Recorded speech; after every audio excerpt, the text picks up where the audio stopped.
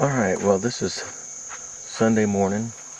It is about 8:45 in the morning.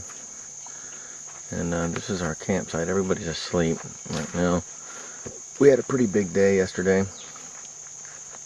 Got a lot accomplished. That's always good. Or we got what we were looking to get accomplished yesterday, I should say. But this is our campsite. One of the things we got accomplished yesterday was we went over to Neil's house, and he's got a well dug across the street, and so we filled up this 55-gallon drum full of drinking water. And what we do is we take it and we use this Niken filter right here. Awesome product. But we pour that in there so we have fresh, filtered pie water all the time. And until we can get rain catchment and everything set up here, which we'll have to have roofs for, we'll be using 55-gallon drums. Here's our 3 solar showers laying out, getting nice and warm. Sun's not up high enough yet to be kicking them up really strong, but pretty soon they will be. So I want to come down and show you when we were here in the spring, everything was pretty clear through here. Everything looked kind of like this. Okay, and you can see that there's a few trees that are okay, but then you have it's mostly little tiny trees like this, and if you look up in them, they're pretty dead because they're not getting any sun. Canopy's so thick, the ground cover's so thick, they can't get any sun, and they're not really growing. And then you have sections like this that is just wild overgrown bramble. And then we have this lovely kudzu infestation. This is a crazy amount of kudzu growing here.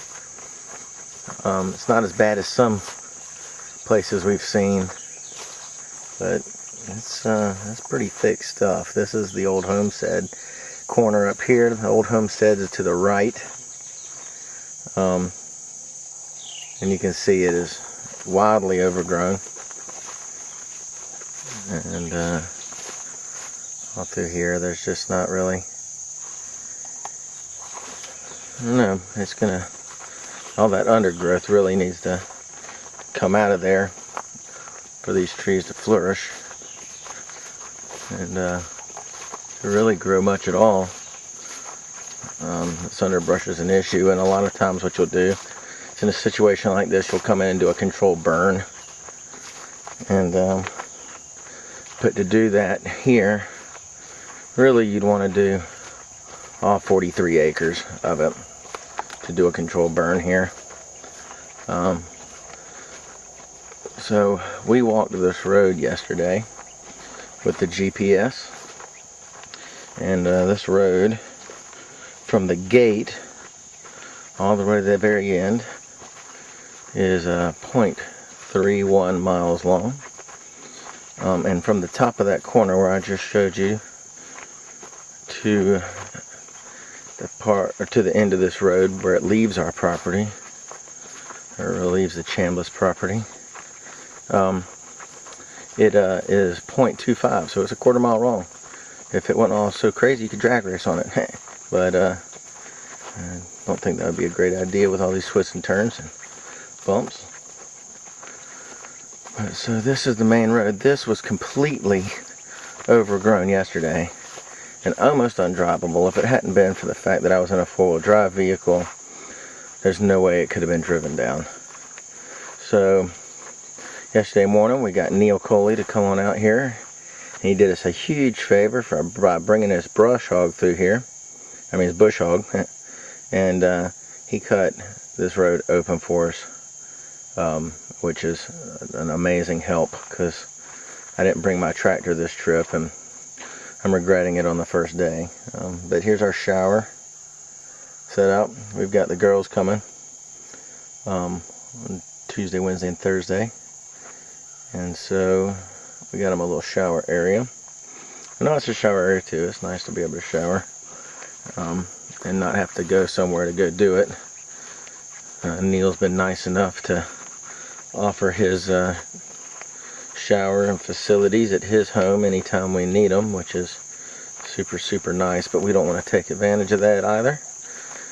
What we can do on our own, we do on our own. And when we need help, we're not ashamed to ask for it, though, that's for sure.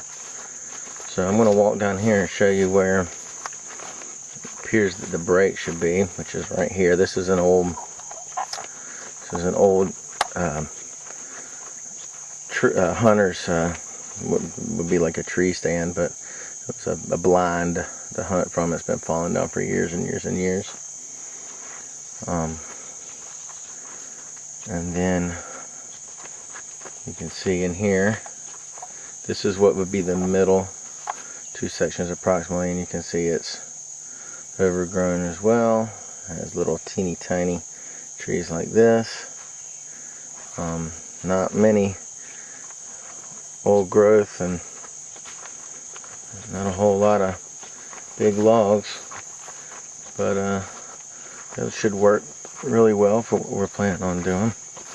So this is the middle section right here, and it goes on down.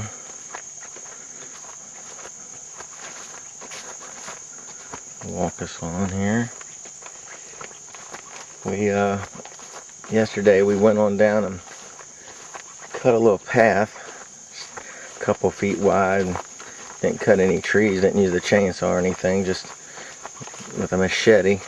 Cut a path to the East Creek on the property, and it was dry, unfortunately. You can tell it's been wet, but there's been about an 8-week drought here. Everybody's corn's all burned up. Tim's got a lot of corn, and unfortunately his corn took a bad beating during that drought. He's gotten some rain recently. The last couple weeks it's been kind of rainy, but 8-week drought does you in. It destroyed Neil's corn, and a lot of other corn we've seen has been in a super bad shape, and it's a shame. It's 4 years running. They said it's been a bad drought here during the spring. So without a creek that runs all the time, which there's a creek on the south end of this property too, so hopefully that one will be running. That's what we're going to do today, is try to bushwhack down to that. It's really thick, so it's pretty tough, but that's what we're going to do. And see if we can get down there to that creek and take a look at it and see if it's running. Because if it's running after 8 weeks of drought and then a little bit of rain the last couple weeks, should be in pretty good shape all year round, hopefully. I believe it's spring fed, which would be wonderful for help with irrigation. We're going to use rainwater catchment for a lot of the drinking water and stuff like that, and run it through our filtration systems that we get from Nikim.